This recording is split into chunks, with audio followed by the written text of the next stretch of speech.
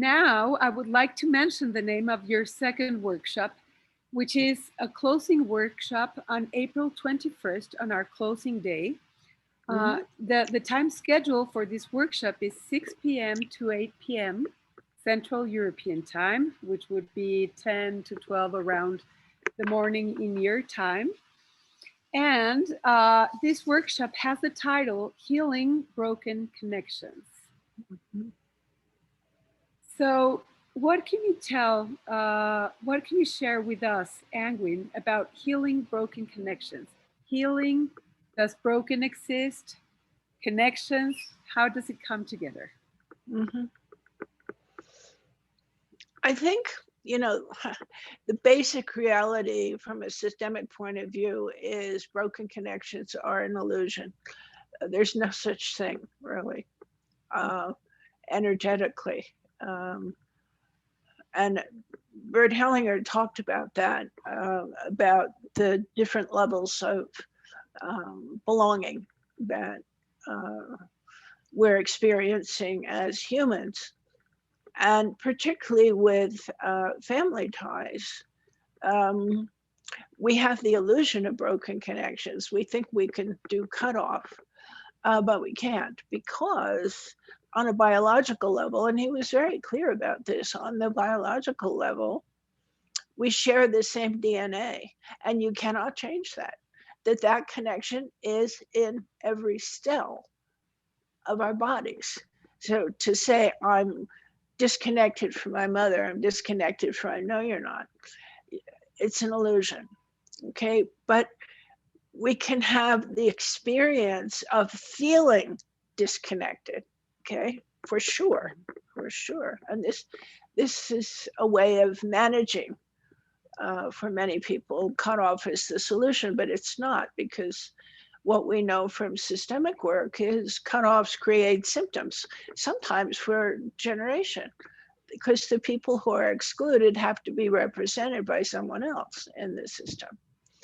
So, and Bert experimented early on with his ideas about belonging, and that if someone, the perpetrator, for example, was a murderer, they lost the right to belong. So he would send them out of the room, close the door, everybody would feel better. But it doesn't work, because someone else will have to represent that excluded person. So he realized, because he worked phenomenologically, the field was showing him that there had to be another way of working with perpetrators other than attempting to exclude them. So in trauma work, one could say that trauma is presenting symptoms of the feeling, of the experience of disconnection from self. Because what happens with trauma, and Peter Levine's work is all about this, that when something is too much, which is overwhelming, we disconnect from self in what's called a dissociative state. And that some pieces of the psyche are stuck somewhere in space-time. And the more of this that happens, the less present we can be, because parts of us are somewhere else. And the part of the trauma work, as he understands it, is to find out where we're stuck in space and time, and to reintegrate those experiences in a nonlinear way. We work a lot with time to present resources that were not available at the time of overwhelm. Now, you can do that in constellation work as well. You can provide, and I do, resources for people who are, sometimes the representative can get overwhelmed, and it's like, oh, it's too much. And we have the option of taking them out and putting someone else in, but maybe they get all, overwhelmed as well. What you can do is you can put in a resource. If I know the client, I know what resource to bring in. If I don't, I usually add a representative for the soul. And we can get together and argue about the soul and constellation work. And some people think it's nonsense. There's no such thing, blah, blah, blah. But I can tell you, as a trauma specialist, I've been doing this 50 years, I have never had a person that I set up as a representative for the soul to say, I'm not real. I've never heard it. And I notice that the person I'm resourcing feels stronger. So, and sometimes with really traumatized children, I bring in the family angel. And people don't like that. They say there's no such thing as angels, and but children can see them. And whether you believe in the soul or you believe in the family angel or whatever, the bottom line for me is, did it help the client? That's all I care about. I'm not here to tell you that angels are real. But I do know that it helps traumatized children. That I know for sure. So you can heal the broken connections, but you have to do it carefully, because people disconnect for a reason. And the reason they disconnect is the connection is, for whatever reason, too painful, too frightening, too overwhelming. So you don't want to slam dunk them back into, and there was a whole psychiatric movement for a while where they thought the healing was you had to take the person through the memory of the horror, which re-traumatized people. And but there's a movie about that, Suddenly Last Summer, with Montgomery Clift. And you have the handsome psychiatrist and the beautiful patient, and he takes her back through what she can't remember. This is not healing, because what you're doing is, as Peter says, your client's been through it once, that's enough. So you go back and you revisit pieces of it, and you titrate and you integrate a little bit at a time. And we can do this with constellation work as well, providing resources a little bit at a time. And what we should never do is push somebody's face in it and tell them, face it, because they can't. They're gonna space out again. They're gonna disconnect. There's no healing in that. So one has to be very careful with, quote, connections, because people don't break connections for no reason. It's not safe to connect to something or someone. So how to reestablish the connection on the biological and the soul level, and not focus on the personality level and the stories there. Because we know that cutting off parents brings severe symptoms, and particularly in relationship. Even though people may have very good reasons why they felt they needed to do that, but it's not the solution. So restoring dignity also for those that created harm to a system as perpetrators. Is this essential to restore connection also? I think so. And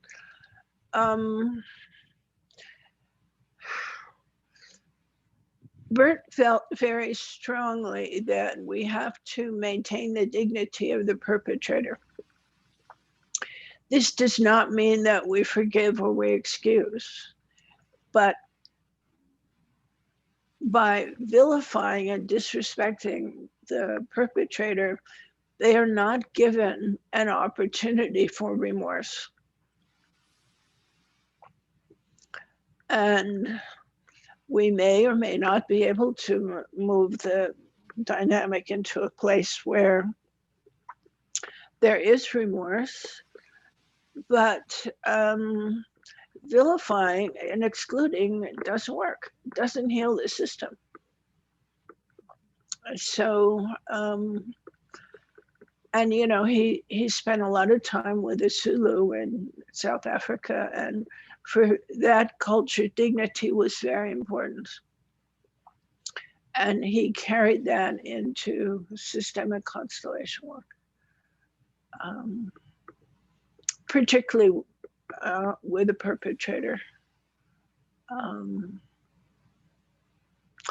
and, you know, one can, you know, we have to remember, and he was very clear about this, but, you know, we have to remember, you know, we're not spiritual authorities. We are not the judicial system. It's not our place to put anybody on trial. It's not what we're doing. We're trying to rebalance systems so that everyone within it can be restored to some degree of balance. And sometimes you know, it's difficult to back away from the judgments involved in some of the horrific things that we're presented with, but it doesn't help, because this is Earth and bad things happen here. And Bert was absolutely fearless when it came to working with some of the darker aspects of the human condition. And we had many conversations, mostly private, about the darker aspects of the human condition. And, you know, it's my feeling as a trauma specialist, for people who really are serious about wanting to work with trauma, they have to come to some understanding within themselves. What is their understanding and relationship to evil? And that's a complicated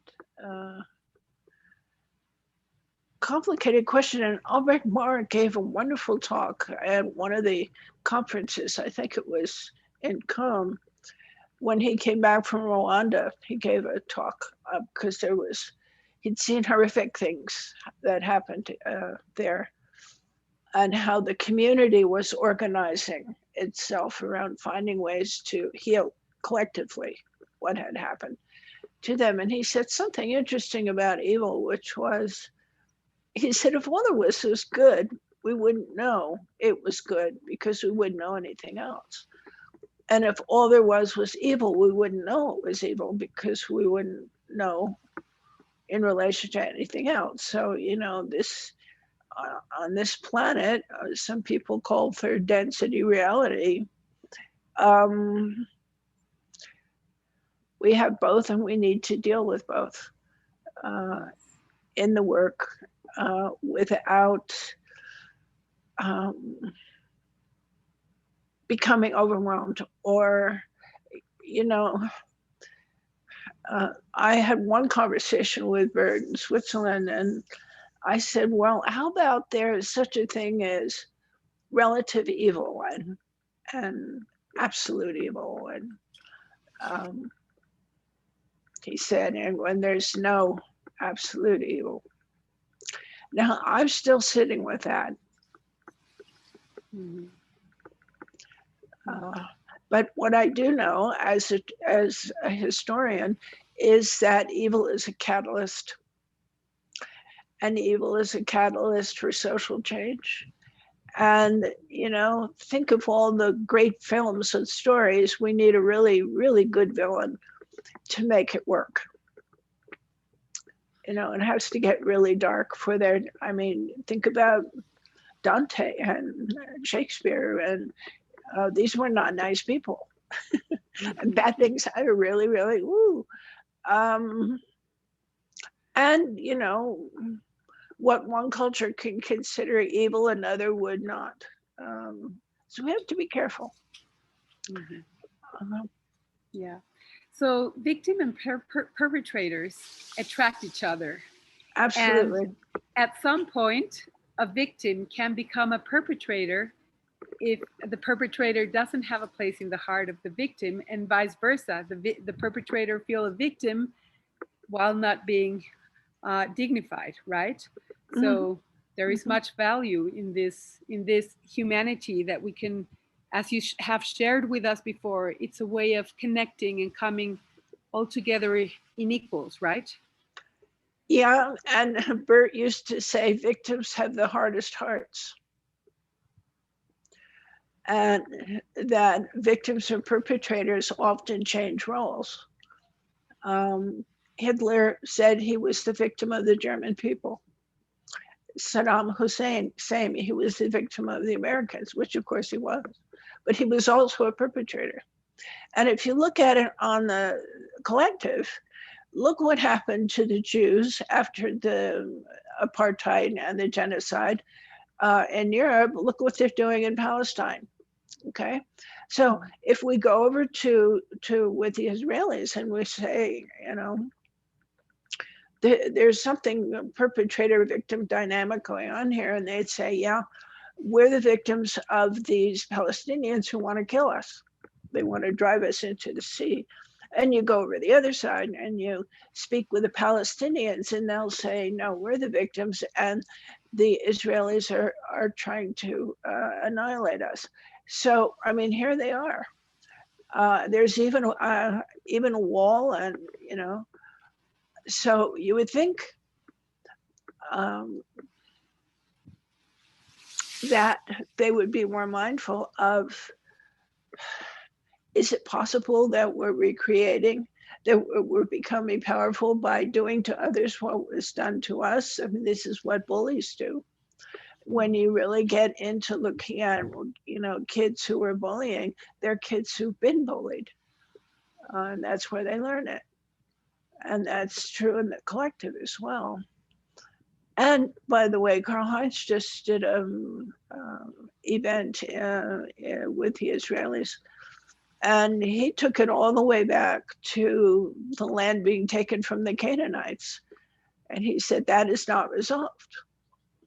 So, and then you have Rupert Sheldrake, who's helping us with his understanding that places have fields of memory, and these fields of memory are historical. And these fields of memory hold memories of unresolved collective trauma. And that's real. Yes. He's been a great friend to constellation work, with helping us to. He's been contributing with his understanding of fields and field dynamics. And there are people who call themselves constellators who don't believe in the field.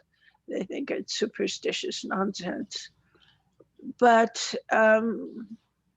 my work is very much involved with the informational field, and I think the role of the field in healing goes way back. And I think the shamans and the medicine people have always known this. And physicists are just now, they're into quantum physics and all, they're just discovering how real the informational field really is. Even to the point where we know that water carries messages. So, Wow. Wonderful. Wonderful. Anngwyn, I think you have really covered a beautiful sphere of knowledge that will be shared to all of us in your workshops. And we are definitely looking forward to experience hand in hand what can develop during this gathering with you. Thank you me so too. much.